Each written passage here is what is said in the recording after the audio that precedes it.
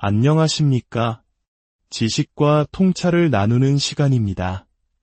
오늘 우리는 인류가 오랫동안 쌓아온 질병, 바로 암에 대한 깊은 이야기를 나눠보고자 합니다. 인류는 이제 은하계를 탐사하고 외계 생명체의 존재를 찾아 우주로 나아가고 있습니다. 인공지능이 인간의 지능을 뛰어넘는 특이점, 즉 싱귤레리티에 대한 논의도 뜨겁습니다. 이처럼 과학기술이 눈부시게 발전하고 있는데 유도감은 아직 완전히 정복되지 못한 숙제로 남아있는 걸까요? 과거 인류를 위협했던 소아마비나 천연두 같은 끔찍한 질병들은 백신이라는 위대한 발명 덕분에 대부분 극복해냈습니다. 코로나19 바이러스 사태를 겪으며 우리는 다시 한번 백신의 위력을 실감했죠. 그렇다면 암에 대해서도 비슷한 노력을, 아니 그보다 훨씬 더 많은 자원과 시간을 쏟아부었을 텐데 왜 암 치료는 이토록 더딘 것일까요? 그 이유는 암이 바이러스와는 근본적으로 다른 아주 특별한 성질을 가지고 있기 때문입니다. 예를 들어 천연두 바이러스나 코로나 바이러스는 제가 감염되든 다른 사람이 감염되든 그 바이러스 자체는 동일합니다. 그렇기 때문에 하나의 효과적인 백신이나 치료제를 개발하면 모두에게 적용할 수 있는 것이죠. 하지만 암은 다릅니다. 똑같이 위암 진단을 받은 두 환자가 있다고 해도 그 두 사람의 몸속에 있는 암세포의 유전적 특성과 성분은 완전히 다릅니다. 심지어 한 사람의 몸 안에 있는 암덩어리 안에서도 세포들은 각기 다른 돌연 변이를 가지고 있을 수 있습니다. 즉, 암은 환자마다, 아니 세포 하나하나마다 다른 지극히 개인적인 질병인 셈입니다. 이것이 바로 암 정복의 첫 번째 거대한 장벽입니다. 더욱 우리를 절망하게 만드는 암의 가장 무서운 특성은 바로 무한 증식과 재발입니다. 암세포를 수술로 도려내고 방사선으로 태우고 항암제로 공격해도 끈질기게 다시 자라나는 경우가 많습니다. 왜 암세포는 이토록 끈질긴 생명력을 가지는 걸까요? 이 질문에 답하기 위해서는 먼저 우리 몸의 가장 기본적인 생명현상인 세포 증식을 이해해야 합니다. 우리는 단 하나의 수정란에서 시작해 수십조 개의 세포로 이루어진 성인이 됩니다. 이 과정에서 세포는 끊임없이 분열하고 증식합니다. 하나의 세포가 두 개가 되고 두 개가 네 개가 되는 경이로운 과정의 반복이죠. 성인이 된 지금 이 순간에도 우리 몸에서는 세포 증식이 활발하게 일어나고 있습니다. 상처가 나면 새살이 돋아나고 수명이 다한 혈액세포를 대체하기 위해 골수에서는 새로운 세포를 만들어내며 낡은 장 세포가 떨어져 나가면 새로운 세포가 그 자리를 메웁니다. 이처럼 세포 증식은 생명을 유지하는 필수적인 과정입니다. 하지만 중요한 것은 이 모든 과정이 우리 몸의 정교한 통제 시스템 아래에서 필요한 만큼만 정확하게 조절된다는 점입니다. 브레이크 없는 자동차가 재앙이듯 통제되지 않는 세포 증식은 곧 재앙을 의미합니다. 암은 바로 이 정교한 통제 시스템이 망가진 상태입니다. 세포 분열을 시작하라는 신호가 없는데도 멋대로 분열하고 이제 그만 멈추라는 신호를 무시한 채 끝없이 증식하는 것. 이것이 바로 암의 본질입니다. 그렇다면 이 통제 시스템은 왜 망가지는 걸까요? 우리가 흔히 암의 원인으로 꼽는 흡연, 과도한 음주, 가공식품, 스트레스 같은 것들이 바로 이 시스템을 망가뜨리는 주범입니다. 조금 더 과학적으로 말하자면 이러한 외부 요인들은 우리 세포 속의 유전자에 손상을 입혀 돌연 변이를 일으킵니다. 정상 세포의 설계도인 유전자에 오류가 생기면서 세포는 통제를 잃고 무한 증식하는 괴물, 즉 암세포로 변하게 되는 것입니다. 여기서 아주 흥미로운 개념이 등장합니다. 바로 진화입니다. 암에 대한 논문들을 보면 에볼루션, 즉 진화라는 단어가 굉장히 자주 나옵니다. 암은 단순한 질병이 아니라 우리 몸 안에서 벌어지는 일종의 세포 진화 현상이기 때문입니다.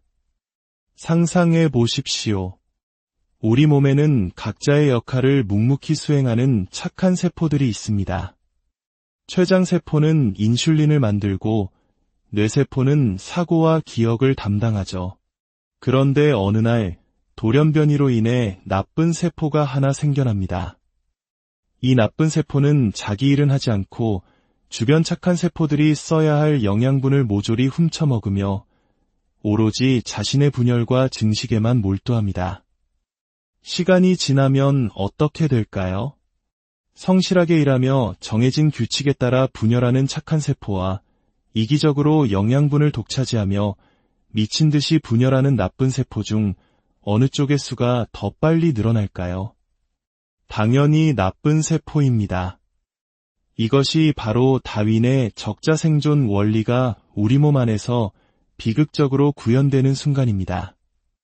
나이가 들수록 암에 걸릴 확률이 높아지는 이유도 바로 여기에 있습니다. 오랜 시간 자외선에 노출되고 여러 발암물질을 접하면서 우리 몸속 세포에는 수많은 돌연변이가 축적됩니다.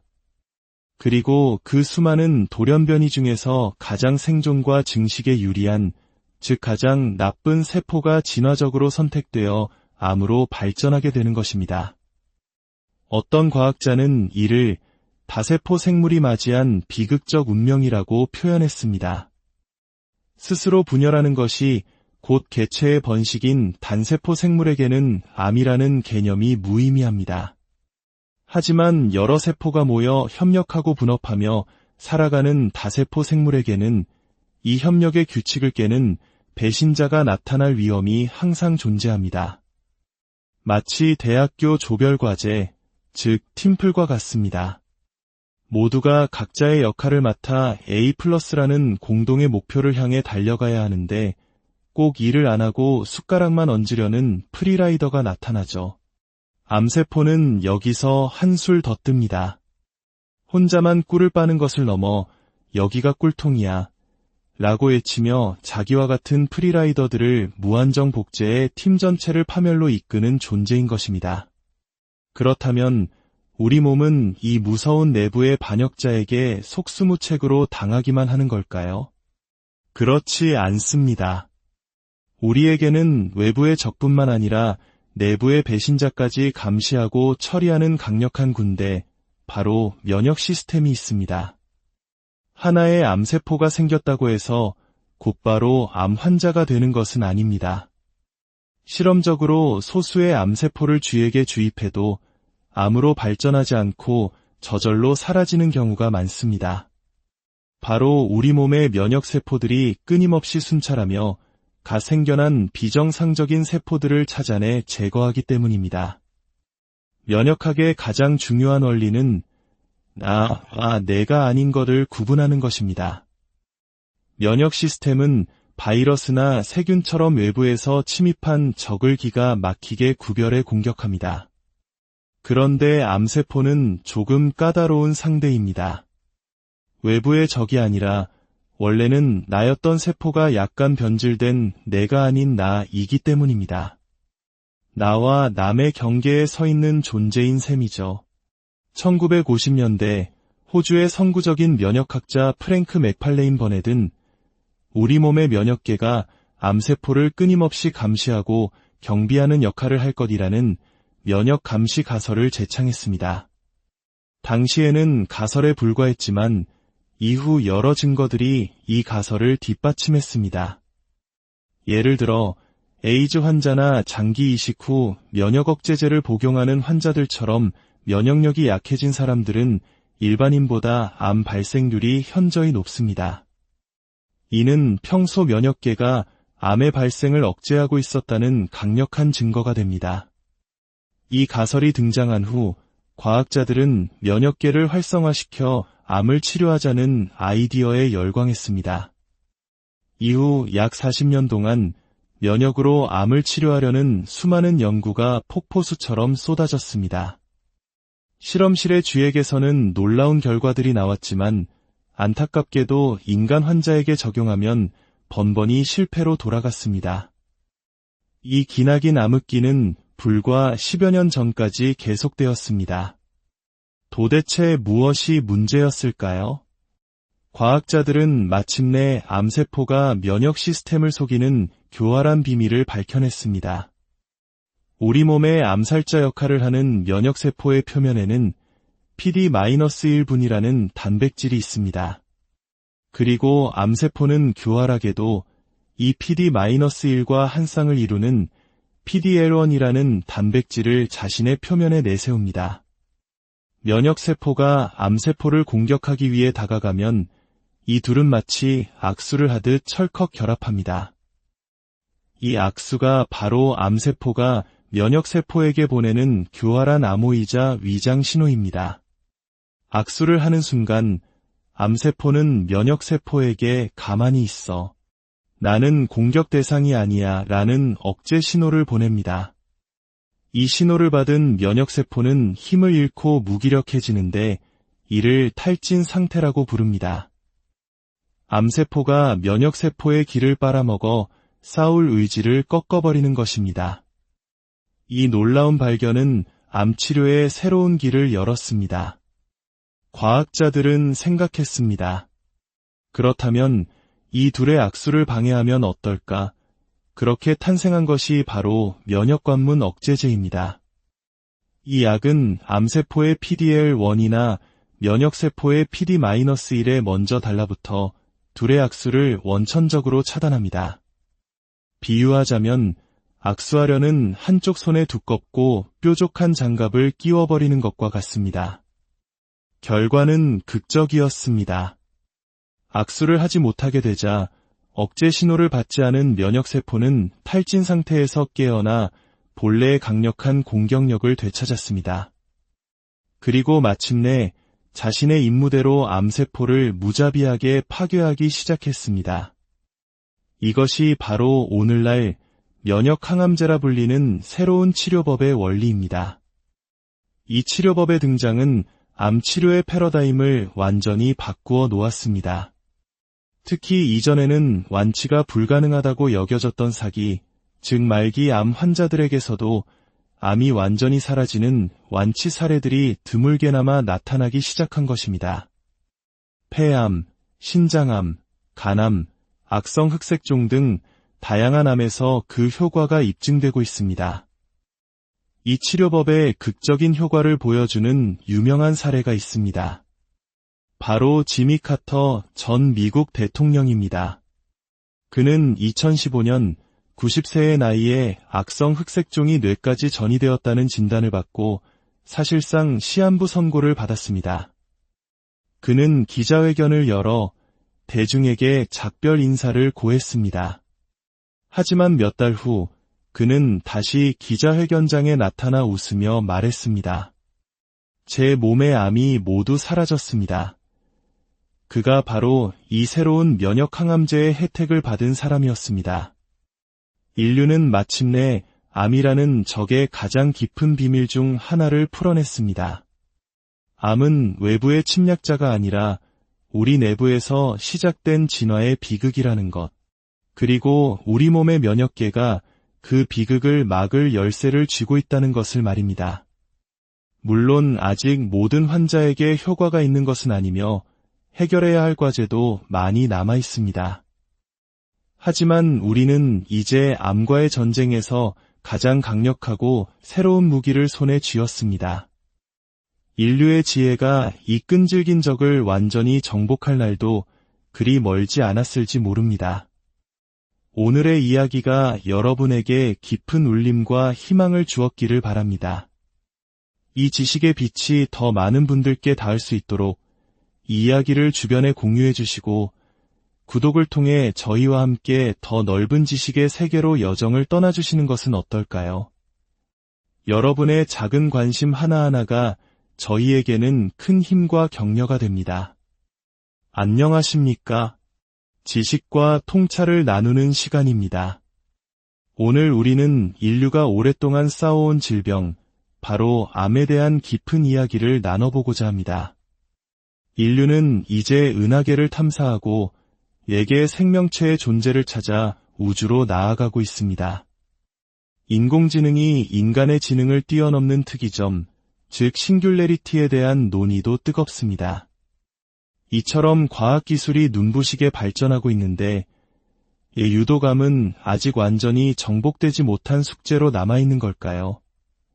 과거 인류를 위협했던 소아마비나 천연두 같은 끔찍한 질병들은 백신이라는 위대한 발명 덕분에 대부분 극복해냈습니다. 코로나19 바이러스 사태를 겪으며 우리는 다시 한번 백신의 위력을 실감했죠. 그렇다면 암에 대해서도 비슷한 노력을, 아니 그보다 훨씬 더 많은 자원과 시간을 쏟아부었을 텐데 왜 암 치료는 이토록 더딘 것일까요? 그 이유는 암이 바이러스와는 근본적으로 다른 아주 특별한 성질을 가지고 있기 때문입니다.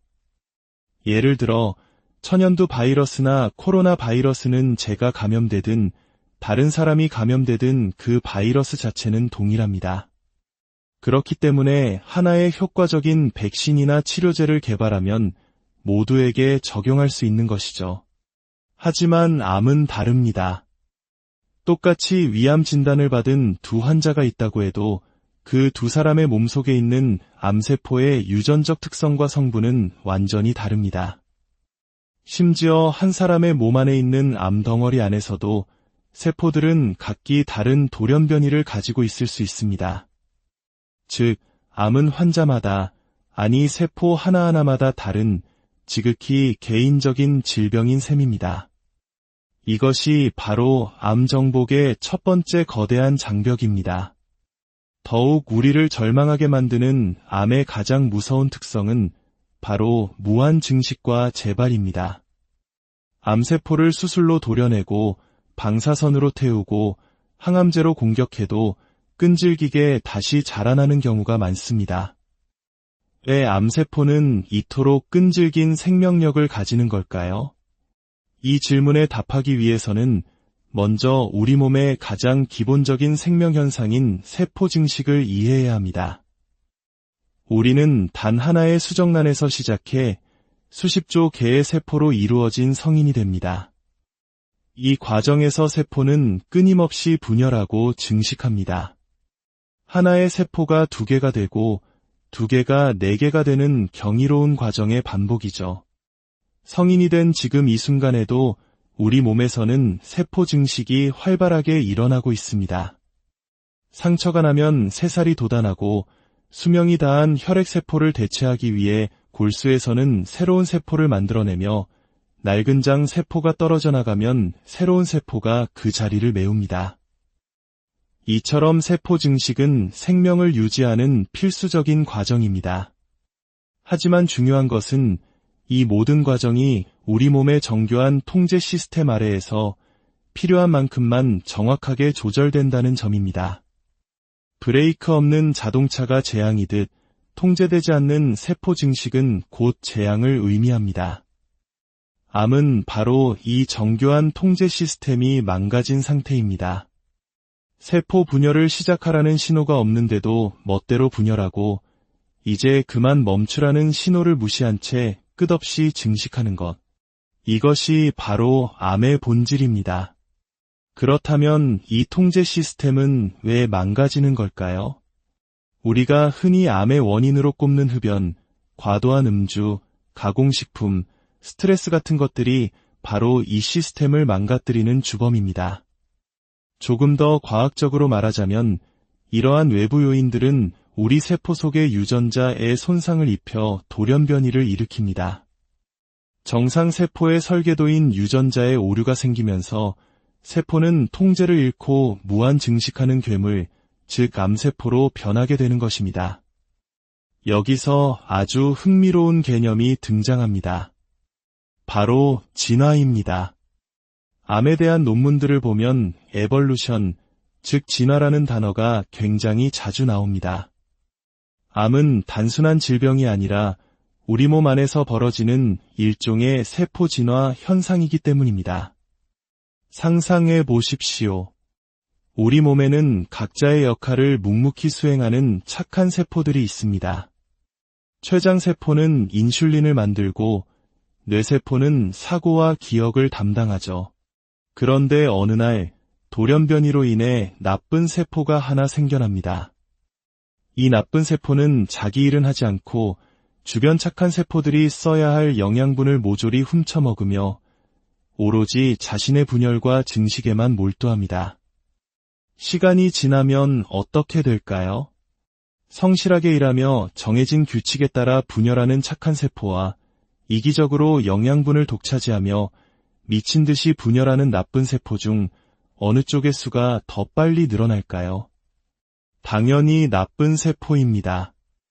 이것이 바로 다윈의 적자생존 원리가 우리 몸 안에서 비극적으로 구현되는 순간입니다. 나이가 들수록 암에 걸릴 확률이 높아지는 이유도 바로 여기에 있습니다. 오랜 시간 자외선에 노출되고 여러 발암물질을 접하면서 우리 몸속 세포에는 수많은 돌연변이가 축적됩니다. 그리고 그 수많은 돌연변이 중에서 가장 생존과 증식에 유리한, 즉 가장 나쁜 세포가 진화적으로 선택되어 암으로 발전하게 되는 것입니다. 어떤 과학자는 이를 다세포 생물이 맞이한 비극적 운명이라고 표현했습니다. 스스로 분열하는 것이 곧 개체의 번식인 단세포 생물에게는 암이라는 개념이 무의미합니다. 하지만 여러 세포가 모여 협력하고 분업하며 살아가는 다세포 생물에게는 이 협력의 규칙을 깨는 배신자가 나타날 위험이 항상 존재합니다. 마치 대학교 조별과제, 즉 팀플과 같습니다. 모두가 각자의 역할을 맡아 A+라는 공동의 목표를 향해 달려가야 하는데 꼭 일을 안 하고 숟가락만 얹으려는 프리라이더가 나타나죠. 암세포는 여기서 한술 더 뜹니다. 혼자만 꿀을 빠는 것을 넘어 여기가 꿀통이야 라고 외치며 자기와 같은 프리라이더들을 무한정 복제해 팀 전체를 파멸로 이끄는 존재인 것입니다. 그렇다면 우리 몸은 이 무서운 내부의 반역자에게 속수무책으로 당하기만 하는 걸까요? 그렇지 않습니다. 우리에게는 외부의 적뿐만 아니라 내부의 배신자까지 감시하고 처리하는 강력한 군대, 바로 면역 시스템이 있습니다. 하나의 암세포가 생겼다고 해서 곧바로 암 환자가 되는 것은 아닙니다. 실험적으로 소수의 암세포를 쥐에게 주입해도 암으로 발전하지 않고 저절로 사라지는 경우가 많습니다.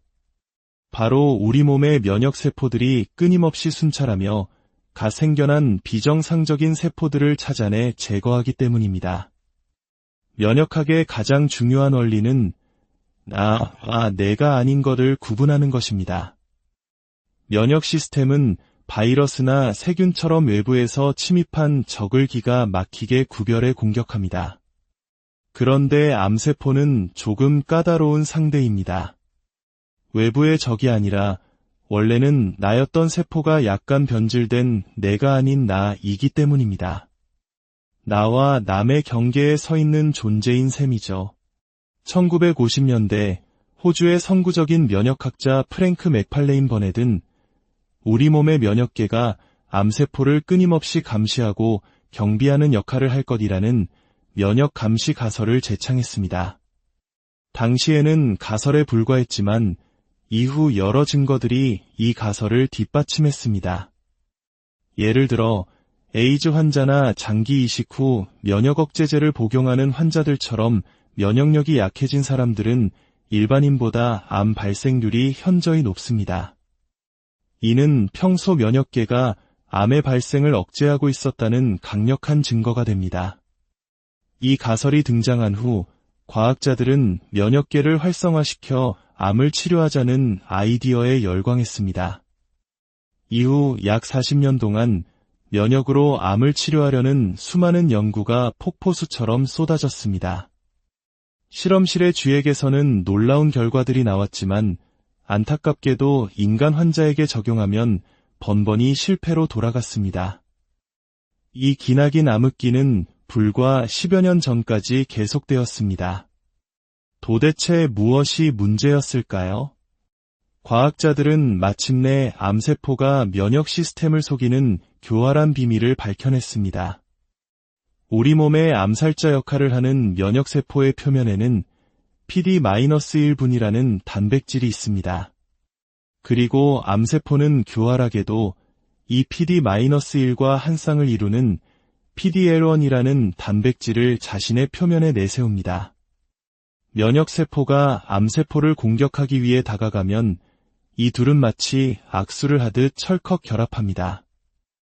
이 악수가 바로 암세포가 면역세포에게 보내는 교활한 암호이자 위장 신호입니다.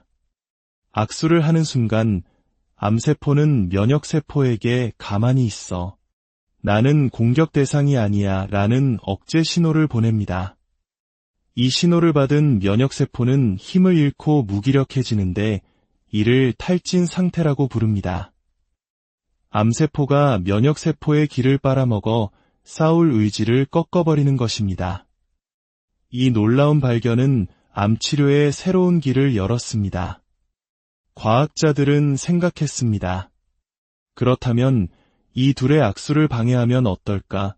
그렇게 탄생한 것이 바로 면역관문 억제제입니다. 이 약은 암세포의 PDL1이나 면역세포의 PD-1에 먼저 달라붙어 둘의 악수를 원천적으로 차단합니다. 비유하자면 악수하려는 한쪽 손에 두껍고 뾰족한 장갑을 끼워버리는 것과 같습니다. 결과는 극적이었습니다. 악수를 하지 못하게 되자 억제 신호를 받지 않은 면역세포는 탈진 상태에서 깨어나 본래의 강력한 공격력을 되찾았습니다. 그리고 마침내 자신의 임무대로 암세포를 무자비하게 파괴하기 시작했습니다. 이것이 바로 오늘날 면역항암제라 불리는 새로운 치료법의 원리입니다. 이 치료법의 등장은 암치료의 패러다임을 완전히 바꾸어 놓았습니다. 특히 이전에는 완치가 불가능하다고 여겨졌던 사기, 즉 말기 암 환자들에게서도 암이 완전히 사라지는 완치 사례들이 드물게나마 나타나기 시작한 것입니다. 폐암, 신장암, 간암, 악성 흑색종 등 다양한 암에서 그 효과가 입증되고 있습니다. 이 치료법의 극적인 효과를 보여주는 유명한 사례가 있습니다. 바로 지미 카터 전 미국 대통령입니다. 그는 2015년 90세의 나이에 악성 흑색종이 뇌까지 전이되었다는 진단을 받고 사실상 시한부 선고를 받았습니다. 그는 기자회견을 열어 대중에게 작별 인사를 고했습니다.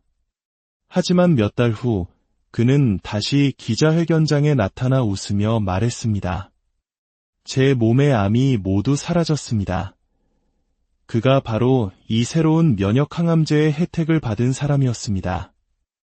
인류는 마침내 암이라는 적의 가장 깊은 비밀 중 하나를 풀어냈습니다. 암은 외부의 침략자가 아니라 우리 내부에서 시작된 진화의 비극이라는 것.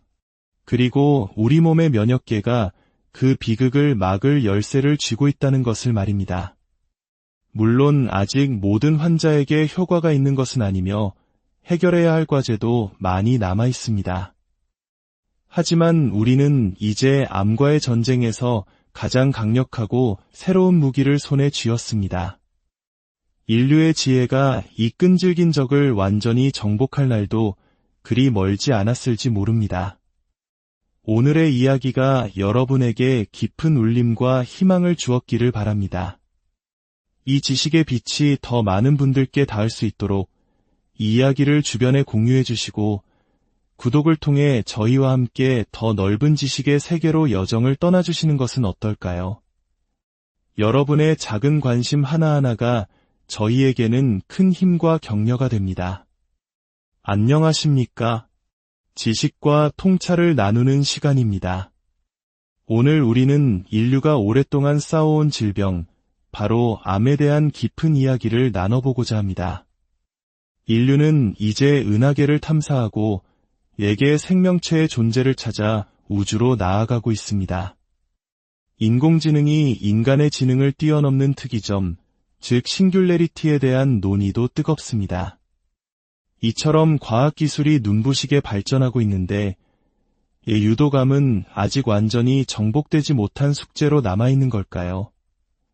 과거 인류를 위협했던 소아마비나 천연두 같은 끔찍한 질병들은 백신이라는 위대한 발명 덕분에 대부분 극복해냈습니다. 코로나19 바이러스 사태를 겪으며 우리는 다시 한번 백신의 위력을 실감했죠. 그렇다면 암에 대해서도 비슷한 노력을, 아니 그보다 훨씬 더 많은 자원과 시간을 쏟아부었을 텐데 왜 암 치료는 이토록 더딘 것일까요? 그 이유는 암이 바이러스와는 근본적으로 다른 아주 특별한 성질을 가지고 있기 때문입니다.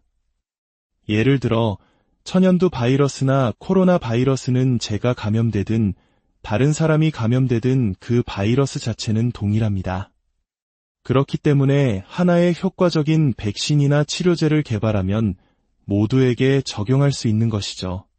하지만 암은 다릅니다. 똑같이 위암 진단을 받은 두 환자가 있다고 해도 그 두 사람의 몸속에 있는 암세포의 유전적 특성과 성분은 완전히 다릅니다.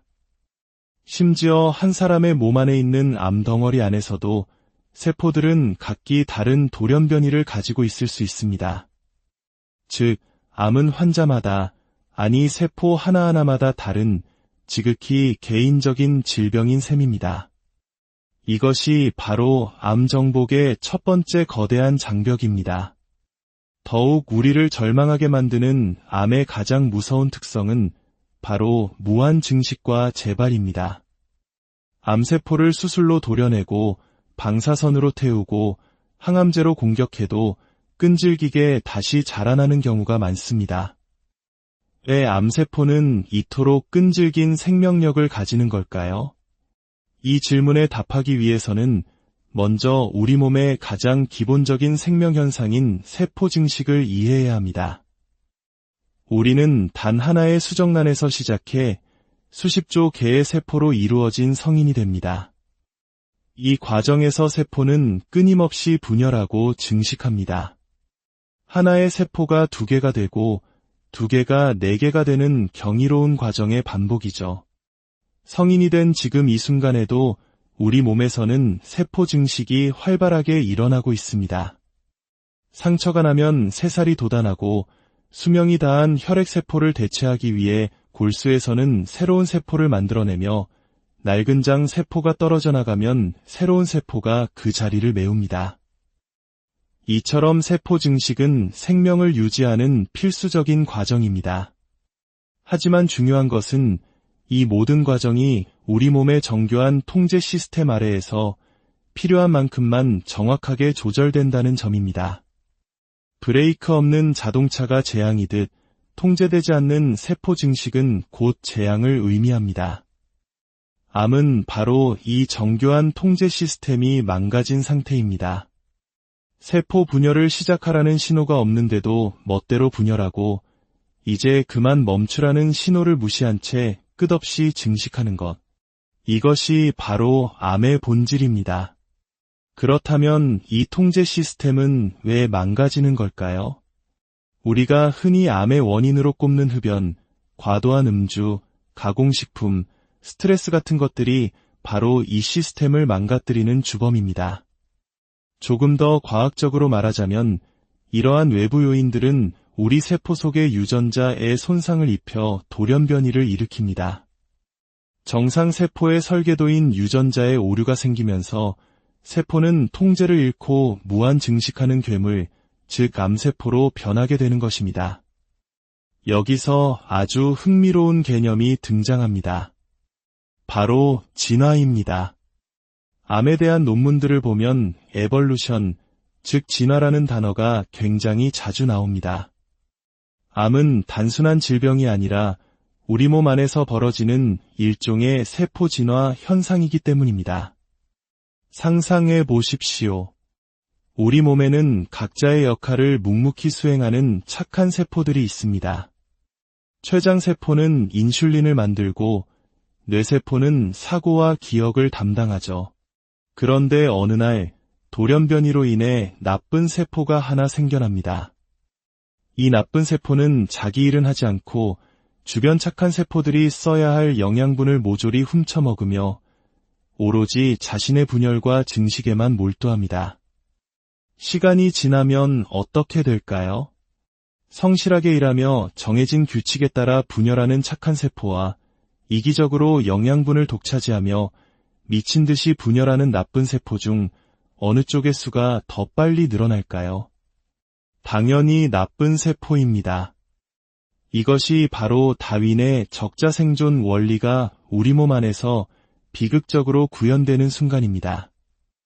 나이가 들수록 암에 걸릴 확률이 높아지는 이유도 바로 여기에 있습니다. 오랜 시간 자외선에 노출되고 여러 발암물질을 접하면서 우리 몸속 세포에는 수많은 돌연변이가 축적됩니다. 그리고 그 수많은 돌연변이 중에서 가장 생존과 증식에 유리한, 즉 가장 나쁜 세포가 진화적으로 선택되어 암으로 발전하게 되는 것입니다. 어떤 과학자는 이를 다세포 생물이 맞이한 비극적 운명이라고 표현했습니다. 스스로 분열하는 것이 곧 개체의 번식인 단세포 생물에게는 암이라는 개념이 무의미합니다. 하지만 여러 세포가 모여 협력하고 분업하며 살아가는 다세포 생물에게는 이 협력의 규칙을 깨는 배신자가 나타날 위험이 항상 존재합니다. 마치 대학교 조별과제, 즉 팀플과 같습니다. 모두가 각자의 역할을 맡아 A+라는 공동의 목표를 향해 달려가야 하는데 꼭 일을 안 하고 숟가락만 얹으려는 프리라이더가 나타나죠. 암세포는 여기서 한술 더 뜹니다. 혼자만 꿀을 빠는 것을 넘어 여기가 꿀통이야 라고 외치며 자기와 같은 프리라이더들을 무한정 복제해 팀 전체를 파멸로 이끄는 존재인 것입니다. 그렇다면 우리 몸은 이 무서운 내부의 반역자에게 속수무책으로 당하기만 하는 걸까요? 그렇지 않습니다. 우리에게는 외부의 적뿐만 아니라 내부의 배신자까지 감시하고 처리하는 강력한 군대, 바로 면역 시스템이 있습니다. 하나의 암세포가 생겼다고 해서 곧바로 암 환자가 되는 것은 아닙니다. 실험적으로 소수의 암세포를 쥐에게 주입해도 암으로 발전하지 않고 저절로 사라지는 경우가 많습니다. 바로 우리 몸의 면역세포들이 끊임없이 순찰하며 갓 생겨난 비정상적인 세포들을 찾아내 제거하기 때문입니다. 면역학의 가장 중요한 원리는 내가 아닌 것을 구분하는 것입니다.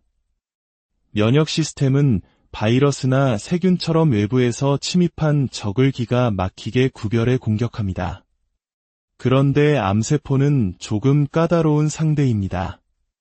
외부의 적이 아니라 원래는 나였던 세포가 약간 변질된 내가 아닌 나이기 때문입니다.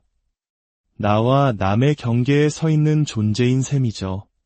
1950년대 호주의 선구적인 면역학자 프랭크 맥팔레인 버넷은 우리 몸의 면역계가 암세포를 끊임없이 감시하고 경비하는 역할을 할 것이라는 면역 감시 가설을 제창했습니다.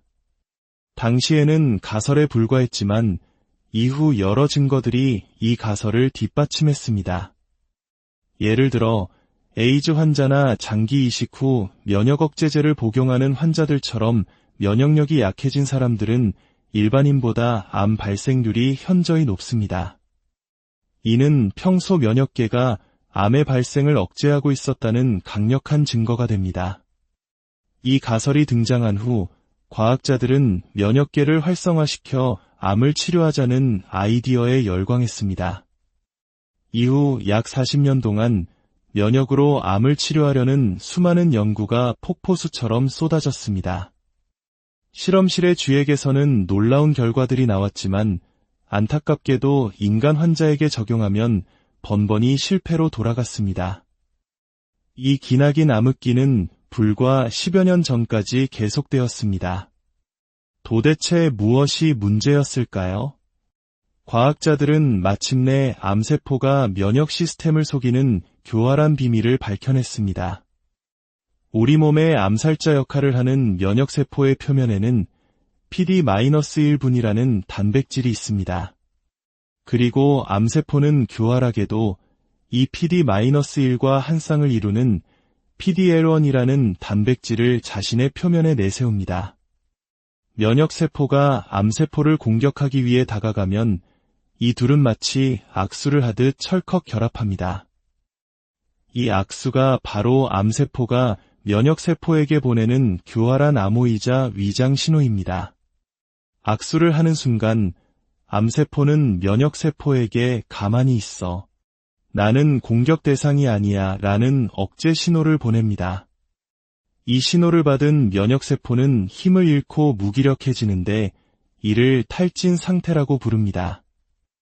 암세포가 면역세포의 기를 빨아먹어 싸울 의지를 꺾어버리는 것입니다. 이 놀라운 발견은 암치료의 새로운 길을 열었습니다. 과학자들은 생각했습니다. 그렇다면 이 둘의 악수를 방해하면 어떨까? 그렇게 탄생한 것이 바로 면역관문 억제제입니다. 이 약은 암세포의 PDL1이나 면역세포의 PD-1에 먼저 달라붙어 둘의 악수를 원천적으로 차단합니다. 비유하자면 악수하려는 한쪽 손에 두껍고 뾰족한 장갑을 끼워버리는 것과 같습니다. 결과는 극적이었습니다. 악수를 하지 못하게 되자 억제 신호를 받지 않은 면역세포는 탈진 상태에서 깨어나 본래의 강력한 공격력을 되찾았습니다. 그리고 마침내 자신의 임무대로 암세포를 무자비하게 파괴하기 시작했습니다. 이것이 바로 오늘날 면역항암제라 불리는 새로운 치료법의 원리입니다. 이 치료법의 등장은 암치료의 패러다임을 완전히 바꾸어 놓았습니다. 특히 이전에는 완치가 불가능하다고 여겨졌던 사기, 즉 말기 암 환자들에게서도 암이 완전히 사라지는 완치 사례들이 드물게나마 나타나기 시작한 것입니다. 폐암, 신장암, 간암, 악성 흑색종 등 다양한 암에서 그 효과가 입증되고 있습니다. 이 치료법의 극적인 효과를 보여주는 유명한 사례가 있습니다. 바로 지미 카터 전 미국 대통령입니다. 그는 2015년 90세의 나이에 악성 흑색종이 뇌까지 전이되었다는 진단을 받고 사실상 시한부 선고를 받았습니다. 그는 기자회견을 열어 대중에게 작별 인사를 고했습니다. 하지만 몇 달 후 그는 다시 기자회견장에 나타나 웃으며 말했습니다. 제 몸의 암이 모두 사라졌습니다. 그가 바로 이 새로운 면역항암제의 혜택을 받은 사람이었습니다. 인류는 마침내 암이라는 적의 가장 깊은 비밀 중 하나를 풀어냈습니다. 암은 외부의 침략자가 아니라 우리 내부에서 시작된 진화의 비극이라는 것. 그리고 우리 몸의 면역계가 그 비극을 막을 열쇠를 쥐고 있다는 것을 말입니다. 물론 아직 모든 환자에게 효과가 있는 것은 아니며 해결해야 할 과제도 많이 남아 있습니다. 하지만 우리는 이제 암과의 전쟁에서 가장 강력하고 새로운 무기를 손에 쥐었습니다. 인류의 지혜가 이 끈질긴 적을 완전히 정복할 날도 그리 멀지 않았을지 모릅니다. 오늘의 이야기가 여러분에게 깊은 울림과 희망을 주었기를 바랍니다. 이 지식의 빛이 더 많은 분들께 닿을 수 있도록 이 이야기를 주변에 공유해 주시고 구독을 통해 저희와 함께 더 넓은 지식의 세계로 여정을 떠나주시는 것은 어떨까요? 여러분의 작은 관심 하나하나가 저희에게는 큰 힘과 격려가 됩니다. 안녕하십니까? 지식과 통찰을 나누는 시간입니다. 오늘 우리는 인류가 오랫동안 쌓아온 질병, 바로 암에 대한 깊은 이야기를 나눠보고자 합니다. 인류는 이제 은하계를 탐사하고 외계 생명체의 존재를 찾아 우주로 나아가고 있습니다. 인공지능이 인간의 지능을 뛰어넘는 특이점, 즉 싱귤레리티에 대한 논의도 뜨겁습니다. 이처럼 과학기술이 눈부시게 발전하고 있는데 유도감은 아직 완전히 정복되지 못한 숙제로 남아있는 걸까요? 과거 인류를 위협했던 소아마비나 천연두 같은 끔찍한 질병들은 백신이라는 위대한 발명 덕분에 대부분 극복해냈습니다. 코로나19 바이러스 사태를 겪으며 우리는 다시 한번 백신의 위력을 실감했죠. 그렇다면 암에 대해서도 비슷한 노력을, 아니 그보다 훨씬 더 많은 자원과 시간을 쏟아부었을 텐데 왜 암 치료는 이토록 더딘 것일까요? 그 이유는 암이 바이러스와는 근본적으로 다른 아주 특별한 성질을 가지고 있기 때문입니다. 예를 들어 천연두 바이러스나 코로나 바이러스는 제가 감염되든 다른 사람이 감염되든 그 바이러스 자체는 동일합니다. 그렇기 때문에 하나의 효과적인 백신이나 치료제를 개발하면 모두에게 적용할 수 있는 것이죠. 하지만 암은 다릅니다. 똑같이 위암 진단을 받은 두 환자가 있다고 해도 그 두 사람의 몸속에 있는 암세포의 유전적 특성과 성분은 완전히 다릅니다. 심지어 한 사람의 몸 안에 있는 암덩어리 안에서도 세포들은 각기 다른 돌연 변이를 가지고 있을 수 있습니다. 즉, 암은 환자마다, 아니 세포 하나하나마다 다른 지극히 개인적인 질병인 셈입니다. 이것이 바로 암 정복의 첫 번째 거대한 장벽입니다. 더욱 우리를 절망하게 만드는 암의 가장 무서운 특성은 바로 무한 증식과 재발입니다. 암세포를 수술로 도려내고 방사선으로 태우고 항암제로 공격해도 끈질기게 다시 자라나는 경우가 많습니다. 왜 암세포는 이토록 끈질긴 생명력을 가지는 걸까요? 이 질문에 답하기 위해서는 먼저 우리 몸의 가장 기본적인 생명현상인 세포 증식을 이해해야 합니다.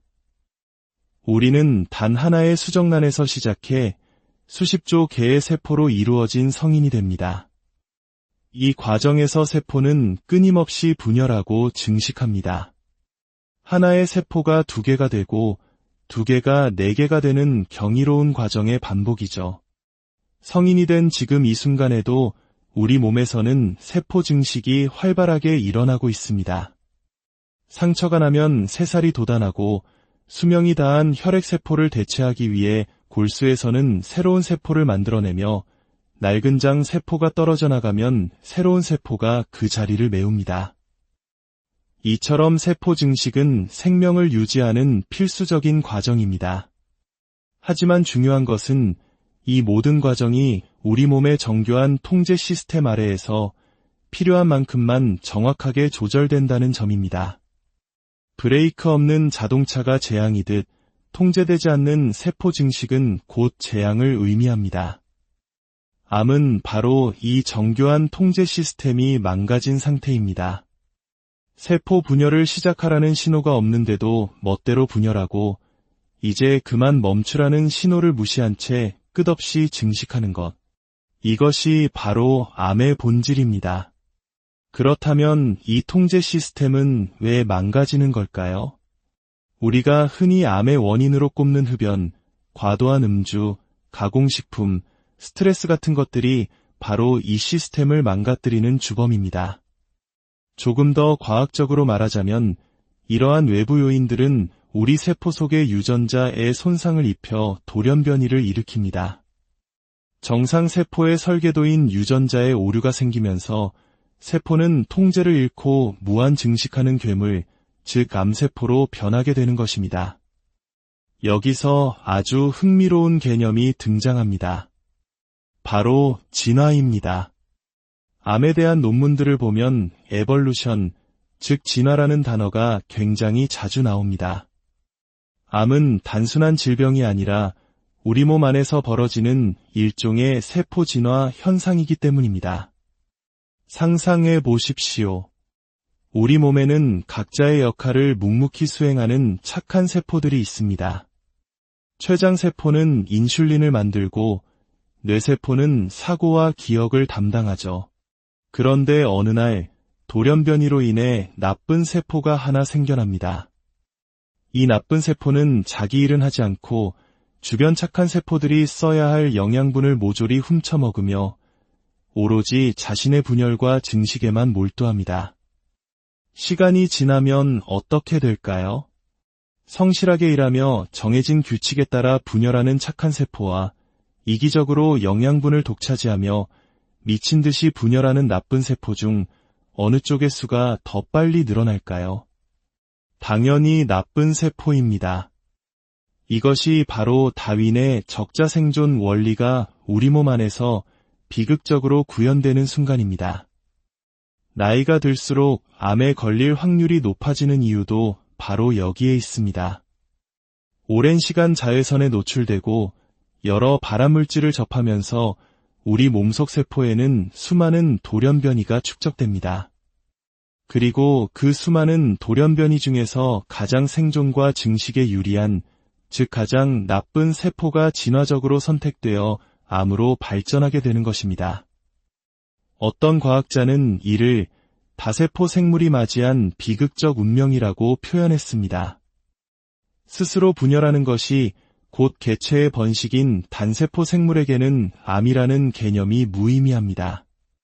하지만 여러 세포가 모여 협력하고 분업하며 살아가는 다세포 생물에게는 이 협력의 규칙을 깨는 배신자가 나타날 위험이 항상 존재합니다. 마치 대학교 조별과제, 즉 팀플과 같습니다. 모두가 각자의 역할을 맡아 A+라는 공동의 목표를 향해 달려가야 하는데 꼭 일을 안 하고 숟가락만 얹으려는 프리라이더가 나타나죠. 암세포는 여기서 한술 더 뜹니다. 혼자만 꿀을 빠는 것을 넘어 여기가 꿀통이야 라고 외치며 자기와 같은 프리라이더들을 무한정 복제해 팀 전체를 파멸로 이끄는 존재인 것입니다. 그렇다면 우리 몸은 이 무서운 내부의 반역자에게 속수무책으로 당하기만 하는 걸까요? 그렇지 않습니다. 우리에게는 외부의 적뿐만 아니라 내부의 배신자까지 감시하고 처리하는 강력한 군대, 바로 면역 시스템이 있습니다. 하나의 암세포가 생겼다고 해서 곧바로 암 환자가 되는 것은 아닙니다. 실험적으로 소수의 암세포를 쥐에게 주입해도 암으로 발전하지 않고 저절로 사라지는 경우가 많습니다. 바로 우리 몸의 면역세포들이 끊임없이 순찰하며 갓 생겨난 비정상적인 세포들을 찾아내 제거하기 때문입니다. 면역학의 가장 중요한 원리는 나와 내가 아닌 것을 구분하는 것입니다. 면역 시스템은 바이러스나 세균처럼 외부에서 침입한 적을 기가 막히게 구별해 공격합니다. 그런데 암세포는 조금 까다로운 상대입니다. 외부의 적이 아니라 원래는 나였던 세포가 약간 변질된 내가 아닌 나이기 때문입니다. 나와 남의 경계에 서 있는 존재인 셈이죠. 1950년대 호주의 선구적인 면역학자 프랭크 맥팔레인 버넷은 우리 몸의 면역계가 암세포를 끊임없이 감시하고 경비하는 역할을 할 것이라는 면역 감시 가설을 제창했습니다. 당시에는 가설에 불과했지만 이후 여러 증거들이 이 가설을 뒷받침했습니다. 예를 들어 에이즈 환자나 장기 이식 후 면역 억제제를 복용하는 환자들처럼 면역력이 약해진 사람들은 일반인보다 암 발생률이 현저히 높습니다. 이는 평소 면역계가 암의 발생을 억제하고 있었다는 강력한 증거가 됩니다. 이 가설이 등장한 후 과학자들은 면역계를 활성화시켜 암을 치료하자는 아이디어에 열광했습니다. 이후 약 40년 동안 면역으로 암을 치료하려는 수많은 연구가 폭포수처럼 쏟아졌습니다. 실험실의 쥐에게서는 놀라운 결과들이 나왔지만 안타깝게도 인간 환자에게 적용하면 번번이 실패로 돌아갔습니다. 이 기나긴 암흑기는 불과 10여 년 전까지 계속되었습니다. 도대체 무엇이 문제였을까요? 과학자들은 마침내 암세포가 면역 시스템을 속이는 교활한 비밀을 밝혀냈습니다. 우리 몸의 암살자 역할을 하는 면역세포의 표면에는 PD-1분이라는 단백질이 있습니다. 그리고 암세포는 교활하게도 이 PD-1과 한 쌍을 이루는 PDL1이라는 단백질을 자신의 표면에 내세웁니다. 면역세포가 암세포를 공격하기 위해 다가가면 이 둘은 마치 악수를 하듯 철컥 결합합니다. 이 악수가 바로 암세포가 면역세포에게 보내는 교활한 암호이자 위장 신호입니다. 악수를 하는 순간 암세포는 면역세포에게 가만히 있어. 나는 공격 대상이 아니야 라는 억제 신호를 보냅니다. 이 신호를 받은 면역세포는 힘을 잃고 무기력해지는데 이를 탈진 상태라고 부릅니다. 암세포가 면역세포의 기를 빨아먹어 싸울 의지를 꺾어버리는 것입니다. 이 놀라운 발견은 암치료의 새로운 길을 열었습니다. 과학자들은 생각했습니다. 그렇다면 이 둘의 악수를 방해하면 어떨까? 그렇게 탄생한 것이 바로 면역관문 억제제입니다. 이 약은 암세포의 PDL1이나 면역세포의 PD-1에 먼저 달라붙어 둘의 악수를 원천적으로 차단합니다. 비유하자면 악수하려는 한쪽 손에 두껍고 뾰족한 장갑을 끼워버리는 것과 같습니다. 결과는 극적이었습니다.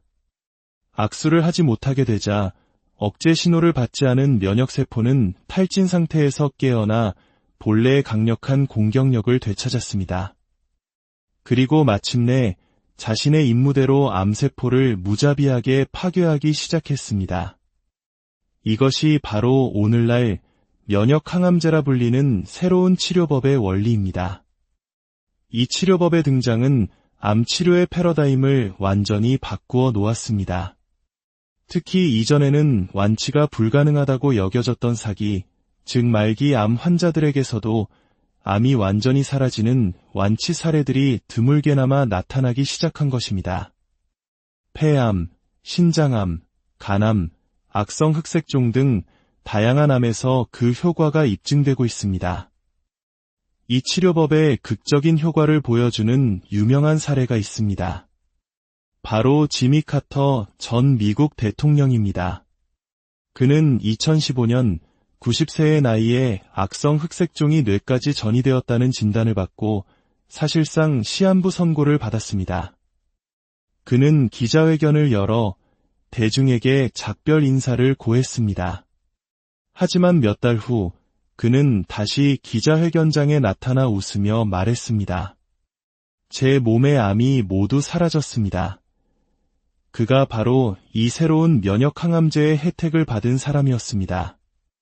인류는 마침내 암이라는 적의 가장 깊은 비밀 중 하나를 풀어냈습니다. 암은 외부의 침략자가 아니라 우리 내부에서 시작된 진화의 비극이라는 것. 그리고 우리 몸의 면역계가 그 비극을 막을 열쇠를 쥐고 있다는 것을 말입니다. 물론 아직 모든 환자에게 효과가 있는 것은 아니며 해결해야 할 과제도 많이 남아 있습니다. 하지만 우리는 이제 암과의 전쟁에서 가장 강력하고 새로운 무기를 손에 쥐었습니다. 인류의 지혜가 이 끈질긴 적을 완전히 정복할 날도 그리 멀지 않았을지 모릅니다. 오늘의 이야기가 여러분에게 깊은 울림과 희망을 주었기를 바랍니다. 이 지식의 빛이 더 많은 분들께 닿을 수 있도록 이 이야기를 주변에 공유해 주시고 구독을 통해 저희와 함께 더 넓은 지식의 세계로 여정을 떠나주시는 것은 어떨까요? 여러분의 작은 관심 하나하나가 저희에게는 큰 힘과 격려가 됩니다. 안녕하십니까? 지식과 통찰을 나누는 시간입니다. 오늘 우리는 인류가 오랫동안 쌓아온 질병, 바로 암에 대한 깊은 이야기를 나눠보고자 합니다. 인류는 이제 은하계를 탐사하고 외계의 생명체의 존재를 찾아 우주로 나아가고 있습니다. 인공지능이 인간의 지능을 뛰어넘는 특이점, 즉 싱귤레리티에 대한 논의도 뜨겁습니다. 이처럼 과학기술이 눈부시게 발전하고 있는데 유도감은 아직 완전히 정복되지 못한 숙제로 남아있는 걸까요? 과거 인류를 위협했던 소아마비나 천연두 같은 끔찍한 질병들은 백신이라는 위대한 발명 덕분에 대부분 극복해냈습니다. 코로나19 바이러스 사태를 겪으며 우리는 다시 한번 백신의 위력을 실감했죠. 그렇다면 암에 대해서도 비슷한 노력을, 아니 그보다 훨씬 더 많은 자원과 시간을 쏟아부었을 텐데 왜 암치료는 이토록 더딘 것일까요? 그 이유는 암이 바이러스와는 근본적으로 다른 아주 특별한 성질을 가지고 있기 때문입니다. 예를 들어 천연두 바이러스나 코로나 바이러스는 제가 감염되든 다른 사람이 감염되든 그 바이러스